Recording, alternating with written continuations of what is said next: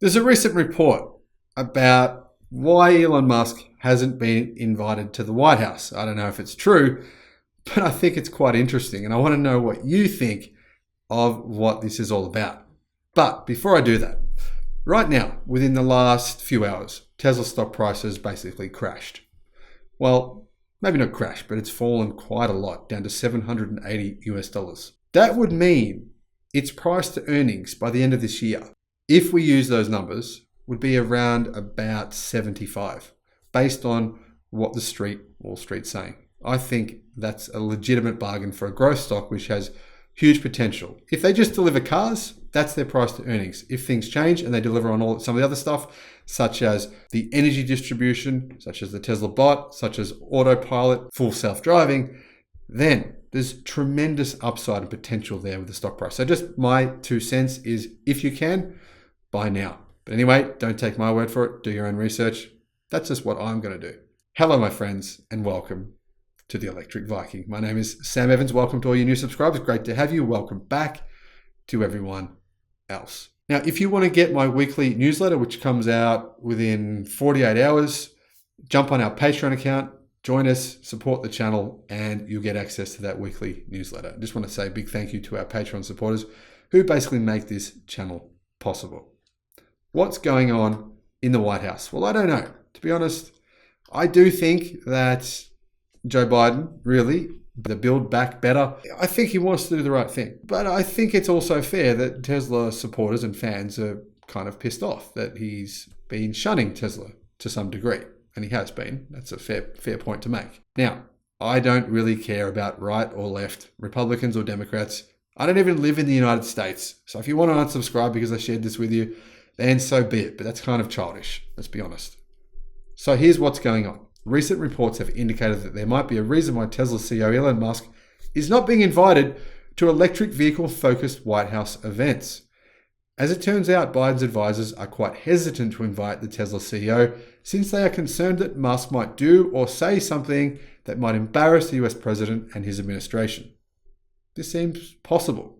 I mean, Elon Musk is the wealthiest person in the world. Therefore, maybe that makes him the most powerful person in the world. Potentially, he couldn't care less on what Biden thinks about what he could say. So I can see why there could be some truth to this comment.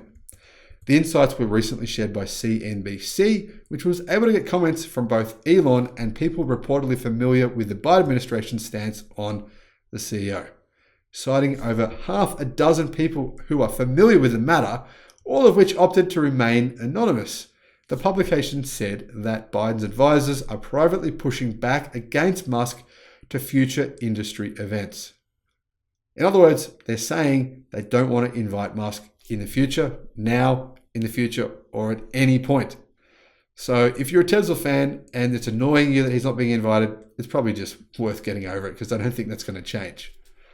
When asked about the administration's concerns, Musk reportedly sent CNBC an initial reply featuring 2 rolling on the floor laughing emojis.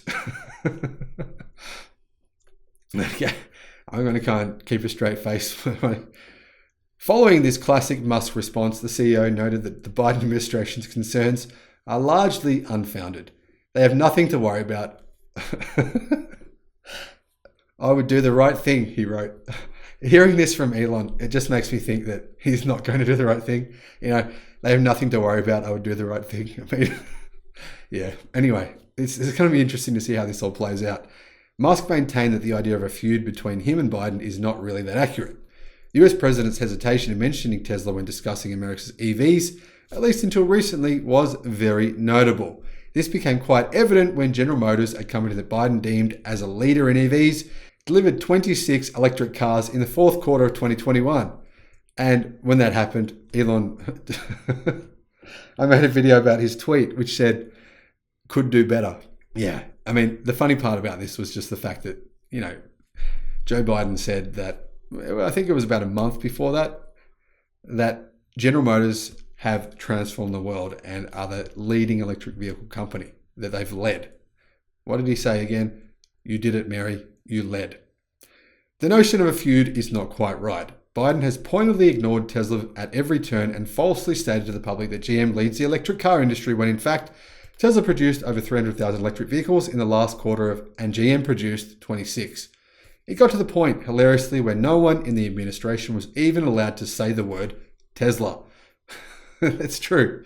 The public outrage and media pressure about this statement forced him to admit that Tesla does, in fact, lead the EV industry. I wouldn't exactly call that praise, Musk wrote in an email to the publication. I think he's right. It wasn't praise. Joe Biden was kind of forced to do it because of the media pressure and because people signed some sort of protest saying that he had to say the word Tesla. So he did. I think it's sort of childish, to be honest. Who cares? Overall, the White House's hesitation in inviting Elon Musk to White House events seems to stem from a place of misinformation. Musk, after all, is assertive and bold on Twitter, but he has attended numerous high-profile events in the past without making a fool of himself. And that's true. In a way, this is the problem when a constant stream of negativity is directed towards a person, says Teslarati. Eventually, a picture is painted that depicts the individual as a cartoon villain that is out of control. I think the media have painted him as this kind of Iron Man figure, much like Downey Jr., who has his faults. You know, what was he, a drug addict and did some wacky things. And then, you know, he comes good and he saves the world in a way. And that's sort of the way the media has painted Elon Musk, as being someone who is volatile and like Iron Man will just say anything. But the truth is that Elon isn't really like that at public events. This is a narrative that to a point has been directed at Musk over the years by the media. And really, it's not fair. Coupled with Tesla's tendency to mostly stay silent when criticized, such a narrative has allowed a vastly misinformed take on Musk to become the norm. I think this is also part of the way that people who have had a visceral reaction to the Tesla fans. There's millions of Tesla fans. Just look at the number of YouTube channels that are just based on Tesla. There's millions of Tesla fans, and people have this emotional reaction to that. In addition to that, people see Tesla as representing change. And you know how much most people like change? Not a lot. Interestingly enough, Musk has actually supported the president in the past. Prior to Biden taking office as the new US president, Musk noted that he was optimistic about the upcoming administration's focus on climate change. Musk also lobbied for a carbon tax, though he later noted that he was informed by Biden and his team that a carbon tax was too politically difficult to implement. It took some time before Musk admitted that the Biden administration was not the friendliest administration. And it took even more time before the CEO's sharp comments on Twitter against the president started. This, unfortunately, is something that has been lost in the Musk versus Biden mainstream narrative. To be fair, I do think Biden started this. I don't think Elon Musk started this, but maybe I'm wrong on that. Maybe I'm missing something. Let me know in the comment section below if I'm wrong. Could be. Ultimately, however, the Biden administration is changing. The US president actually mentioned Tesla recently, showing that he at least publicly acknowledges the company's efforts. Sort of forced to, but anyway.